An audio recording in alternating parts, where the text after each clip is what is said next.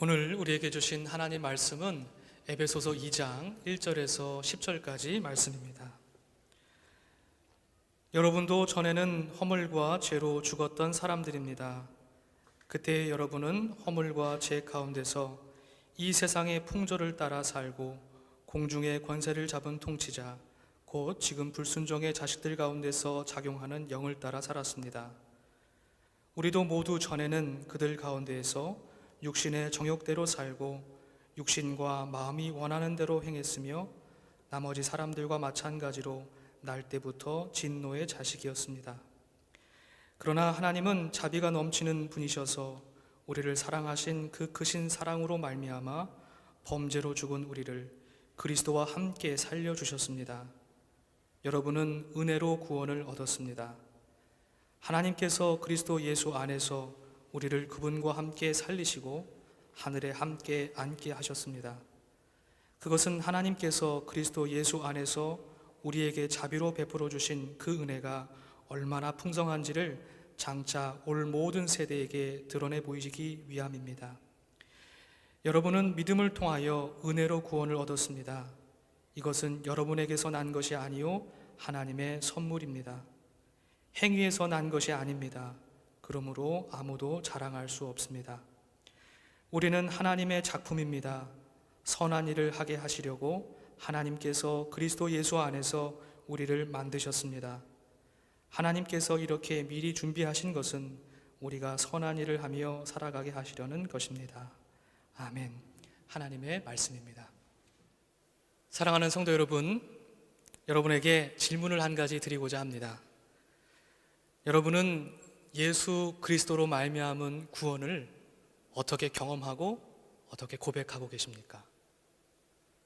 예수를 그리스도로 고백하기 이전과 이후 여러분들의 삶은 어떻게 변화되셨습니까?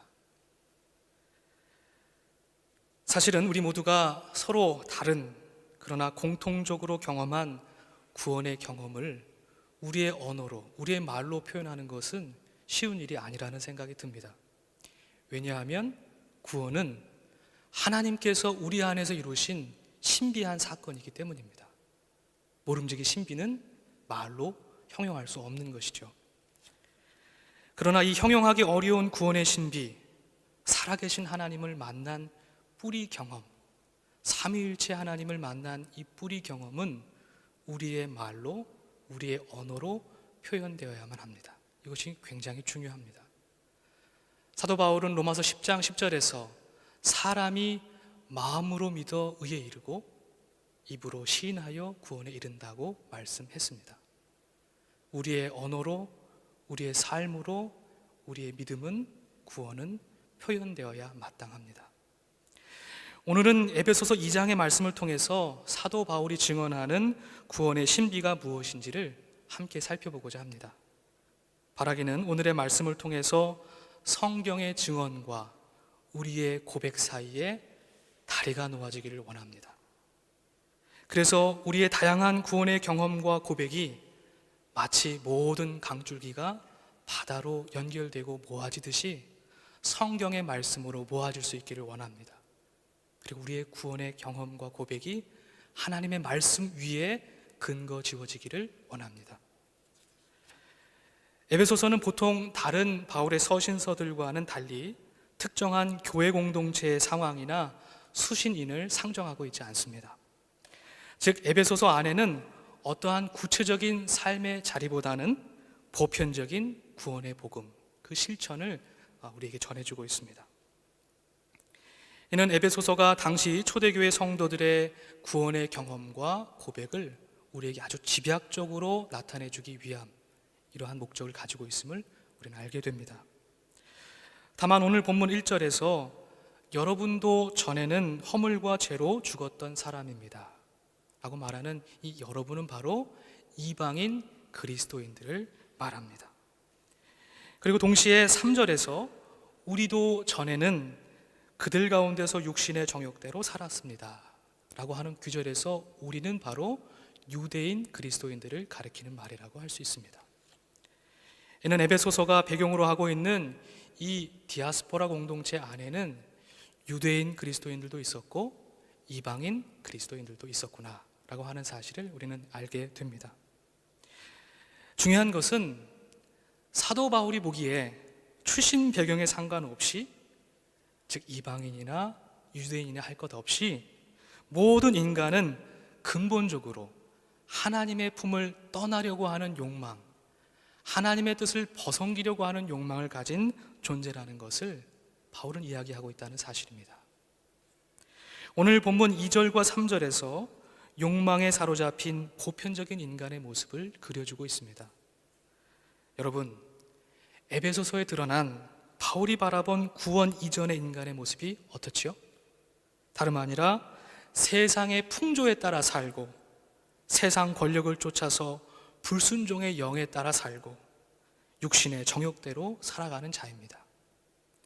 바울은 이러한 욕망에 사로잡힌 사람은 살아있으나 죽어있는 사람과 마찬가지다 라고 말합니다.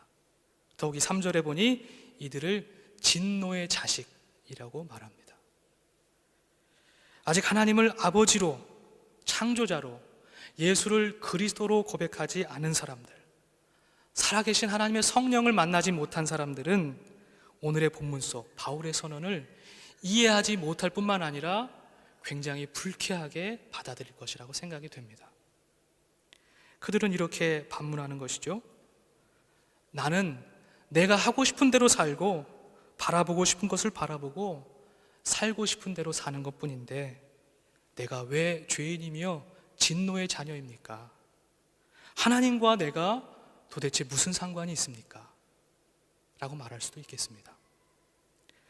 사실 하나님을 등진 사람들은 자신의 삶의 방식과 가치관에 큰 문제의식을 느끼지 않습니다. 왜냐하면 그들에게 하나님은 있어도 그만 없어도 그만인 무가치한 존재이거나, 있다고 하더라도 우리의 삶에는 직접적으로 관여할 수 없는 무능력한 존재라고 여겨지기 때문일 것입니다. 그렇습니다. 성경에서 말하는 죄는 하나님 없이 자신의 생각과 가치관과 뜻과 힘으로 살아가는 것을 말합니다. 즉 인간이 죄인이라고 하는 선언은 하나님 없는 보편적인 인간의 삶을 나타내 줍니다. 이 죄는 하나님과 우리와의 관계를 끊어놓고 하나님의 뜻에 열려 있어야 할 우리의 눈과 귀를 막아버립니다. 하나님의 뜻을 듣지 않게 되니까 도저히 들을 수 없게 되는 것이죠. 이 죄의 결과는 어떻습니까? 야고보 사도가 말씀하신 것과 같이 욕심이 잉태한 즉 죄를 낳고, 죄가 장성한 즉 사망에 이른다, 죽음에 이른다고 말씀합니다. 즉 필요를 넘어선 욕망에 사로잡힌 삶, 아무런 문제의식과 성찰 없이 세상의 질서대로 소유와 풍요에 관심하는 삶은 우리를 죽음으로 안내합니다. 살아도 참되게 사는 것이 아니기에 죽은 삶과 다름이 없습니다. 이것은 해묵은 교리가 아니라 우리가 구체적으로 경험하고 있는 삶의 현실입니다. 여러분, 그러면 어떻게 하면 좋을까요? 예수님께서 이 땅에 처음 오셔서 마가복음 1장 15절에서 말씀하셨습니다. 때가 찼다, 하나님의 나라가 가까이 왔다, 회개하여라, 복음을 믿어라 라고 말씀하셨습니다. 여기서 예수님께서 말씀하신 회개는 메타노이아, 철저한 삶의 방향 전환을 의미합니다. 지금까지 내가 옳다고 여겼던 생각과 가치관과 삶의 방식을 모두 포기하고 철저히 전혀 다른 삶을 살아가는 것을 말합니다. 이것은 영과 육의 구분이 없습니다. 그런데요, 성경은 인간이 죄인이라고 하는 선언으로 끝나지 않습니다. 성경은 죄인된 우리를 구원하시는 하나님의 놀라우신 구원의 계획과 섭리로 가득 차 있습니다. 바울은 로마서 5장 8절에서 그러나 우리가 아직 죄인 되었을 때에 그리스도께서 우리를 위하여 죽으셨습니다. 이리하여 하나님께서는 우리들에 대한 자기의 사랑을 실증하셨습니다 라고 선언합니다. 마치 짙은 어둠 사이로 빛이 비추어지듯이 하나님의 구원은 우리의 죄로 물든 삶을 비추어 놀라운 존재의 변화를 일으켜 주십니다. 오늘 본문 4절에서 5절에서 하나님을 만나는 뿌리 경험, 즉 놀라운 존재의 변화를 우리에게 보여줍니다. 우리 4절과 5절의 말씀을 한 목소리로 함께 읽어보겠습니다. 그러나 하나님은 자비가 넘치는 분이셔서 우리를 사랑하신 그 크신 사랑으로 말미암아 범죄로 죽은 우리를 그리스도와 함께 살려주셨습니다. 여러분은 은혜로 구원을 얻었습니다. 아멘. 그렇습니다. 하나님은 자신에게 등을 돌린 죄인된 우리를 더 큰 자비와 사랑으로 예수 그리스도와 함께 구원해 주셨습니다. 우리는 하나님의 은혜로 죄에서 구원으로, 진노의 자식에서 하나님의 자녀로, 죽음에서 생명으로 옮겨졌습니다. 사랑하는 성도 여러분, 우리는 이것을 믿음으로 고백하는 사람입니다. 여러분 이것을 믿으십니까? 아멘입니다. 이 신비한 존재의 변화는 우리 안에서 증명될 수는 없습니다. 왜냐하면 8절의 말씀처럼 이 구원은 우리에게서 난 것이 아니고 하나님에게서 난 것이기 때문입니다. 그러나 하나님의 성령이 우리 안에서 이 구원을 믿게 하고 증언케 해주십니다. 이러한 존재의 변화를 4세기 교부 아우구스티누스는 존재물에 대한 사랑에서 존재에 대한 사랑으로, 피조물에 대한 하향적인 사랑에서 창조자에 대한 상향적인 사랑으로의 변화라고 정리했습니다. 그는 존재물, 피조물에 대한 욕망과 사랑을 쿠비디타스라는 말로 표현했고, 하나님을 향한 상향적인 사랑을 카리타스라는 말로 표현했습니다. 스웨덴의 신학자 안더스 니그레는 그의 책 아가페와 에로스에서 아우구스티누스의 설명을 다음과 같이 요약하고 있습니다. 제가 한번 읽어보겠습니다. 카리타스는 위쪽으로 향하는 사랑이다. 쿠비디타스는 아래쪽으로 향하는 사랑이다. 카리타스는 하나님에 대한 사랑이며 쿠비디타스는 세상에 대한 사랑이다. 카리타스는 영원한 것을 위한 사랑이고 쿠비디타스는 일시적인 것을 위한 사랑이다. 사랑이 대조적인 경로를 택할 수 있는 이유는 인간이 그 본성상 영적이면서 육적인 존재이기 때문이다 라고 쓰고 있습니다. 우리가 무엇을 사랑하는지 그 사랑의 대상과 방향에 따라서 우리들의 삶의 모습, 믿음의 모습이 결정된다는 사실을 명확하게 보여줍니다. 죄인된 인간은 자신의 결핍을 채우기 위해서, 욕망을 채우기 위해서 자신을 둘러싼 사람과 사물을 소유함으로써 자신의 존재의 불안과 상실을 극복하고자 노력합니다. 이 소유의 대상이 인간을 향할 때, 인간 관계로 향할 때 인정에 대한 욕구, 소속감에 대한 욕구, 이러한 욕구들로 분출됩니다. 누구나 일정 부분은 인정받고 싶은 마음이 다 있지요. 그러나 이 인정 욕구가 강해지면 강해질수록 명예욕이나 지배욕으로 변질될 수 있다는 사실을 우리는 잘 알고 있습니다. 반면 존재의 불안과 상실을 극복하기 위한 인간의 열망이 물질로 대상화될 때 소유와 풍요에 대한 지나친 열망으로 자리 잡게 됩니다.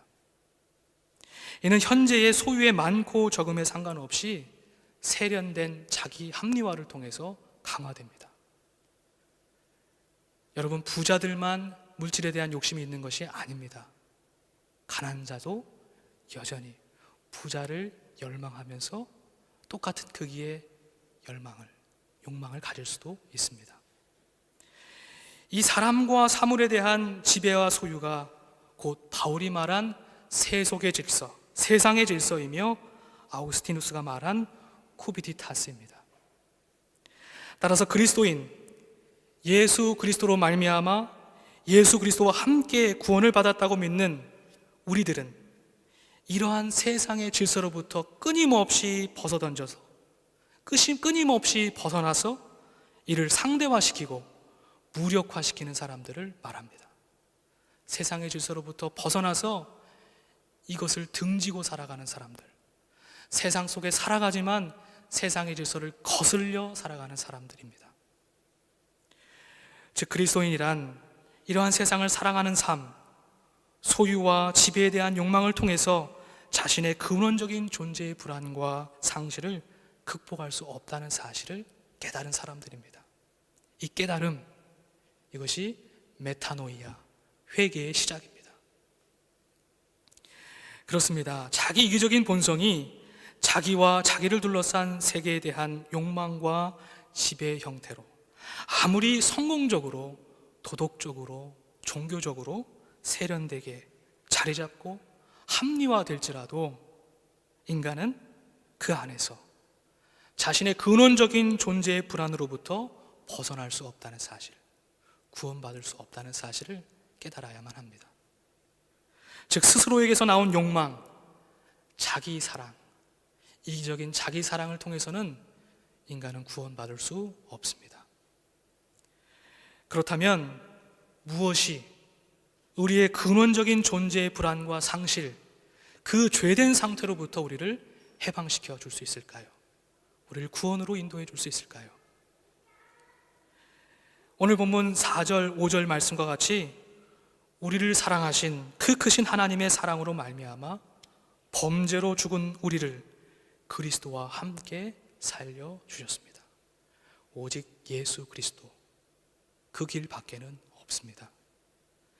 예수 그리스도만이 인간의 욕망과 위선과 교만, 그 지배를 깨뜨려서 비움과 낮아짐과 겸손, 자기 희생과 내어줌의 길을 열어주실 수 있습니다. 이에 우리는 예수야말로 우리의 그리스도요, 우리의 삶의 주인이요, 우리의 왕이라고, 하나님의 아들이라고 고백할 수 있게 되는 것입니다. 이러한 예수께서 나의 그리스도 되신다는 것, 이러한 예수께서 나의 주인이 되신다는 것, 이 예수가 나의 구원자라고 하는 이 고백은 단순한 교리적인 언술이 아닙니다. 우리 안에 끊임없이 차고 흐르는 소유와 지배에 대한 욕망을 차단하고 스스로 희생하고 버리는 삶을 선택하고 살아가겠다고 하는 결단입니다. 그렇습니다. 예수 그리스도의 십자가의 사건과 부활은 세상의 질서에 대한 하나님 나라의 승리입니다. 인간의 죄와 욕망에 대한 하나님의 구원과 은혜의 승리입니다. 세상을 사랑하는 쿠비디타스에 대한 하나님의 사랑, 카리타스의 승리입니다. 이것을 마음으로 믿고 입으로 시인하며 삶으로 실천하는 사람은 더 이상 세상의 질서에 속하여 사람과 사물을 대하지 않습니다. 사람을 돈과 외모로 평가하지 않습니다. 소유의 많고 적음으로 인생의 성공과 실패를 운운하지 않습니다. 세상의 질서로부터 자유로워지니 우리의 존재가 새롭게 비추어집니다. 오늘 본문 10절의 말씀입니다. 다 함께 한 목소리로 읽어보겠습니다. 우리는 하나님의 작품입니다. 선한 일을 하게 하시려고 하나님께서 그리스도 예수 안에서 우리를 만드셨습니다. 하나님께서 이렇게 미리 준비하신 것은 우리가 선한 일을 하며 살아가게 하시려는 것입니다. 아멘. 우리는 말씀 속에서 우리는 하나님의 작품입니다 라고 하는 놀라운 고백과 선언을 보게 됩니다. 오늘 설교의 제목이기도 한 포이에마, 이 뜻은 하나님의 작품, 하나님께서 만드신 것이라는 뜻을 담고 있습니다. 누가 만드셨다고요? 하나님께서 우리를 만드셨다고 성경은 증언합니다. 욕망과 죄의 굴레를 벗어던진 자유로운 인간, 인간과 사물에 대한 소유와 지배의 욕구를 과감하게 떨어버린 인간. 그래서 창조의 섭리 안에서 존재의 기쁨과 자유를 만끽하는 인간. 바로 우리 모두가 하나님의 작품입니다. 여러분, 오른손을 들어서 여러분의 가슴에 한번 대어보시기 바랍니다. 그리고 함께 마음으로 고백하고 시인하겠습니다. 이렇게 고백할까요? 우리는 하나님의 작품입니다. 나는 하나님의 작품입니다. 네, 아멘입니다. 우리는 하나님께서 지어주신 작품입니다. 그러나 우리가 잊지 말아야 할 것이 있습니다. 하나님께서 그리스도 예수 안에서 우리를 하나님의 작품으로 만드셨다는 사실입니다. 그리스도 예수 안에서. 저는 이 단어가 우리가 하나님의 작품으로서 완성품이 아니라 되어져가는, 만들어져가는 작품임을 깨닫게 됩니다. 이것은 하나님께서 인간 예수 안에서 당신의 뜻을 온전히 유일하게 이루신 것처럼 우리 안에서, 우리를 통하여서 하나님께서는 하나님의 선한 일을 이루어 가시겠다는 약속의 말씀입니다. 예수 그리스도를 하나님께 성령으로 인도하신 것처럼 우리를 성령으로 인도하셔서 하나님의 선한 일을 위하여 우리를 사용하시겠다는 약속의 말씀입니다. 사랑하는 성도 여러분, 저와 여러분 모두가 하나님의 작품으로 하나님의 선한 일을 위하여 귀하게 쓰임받는 놀라운 존재들이 되기를 주님의 이름으로 간절히 축복합니다. 함께 기도하겠습니다.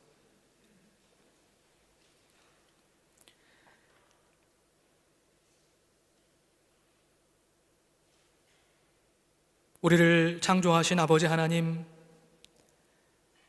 우리가 하나님의 작품임을, 하나님의 자녀임을 말씀 속에서 깨닫습니다. 우리의 힘과 능력으로 벗어던질 수 없는 죄의 모든 짐들을 하나님 앞에 내려드립니다. 예수 그리스도의 십자가의 사랑으로 우리를 구속하여 주신 은혜 다시 한번 기억합니다. 하나님, 우리의 하루하루의 삶으로, 우리의 인생으로 하나님의 선하신 뜻을 이루어갈 수 있도록 성령으로 인도하시며 하늘의 힘과 능력과 믿음을 덧입혀 주옵소서. 감사드리며 예수 그리스도 이름으로 기도합니다. 아멘.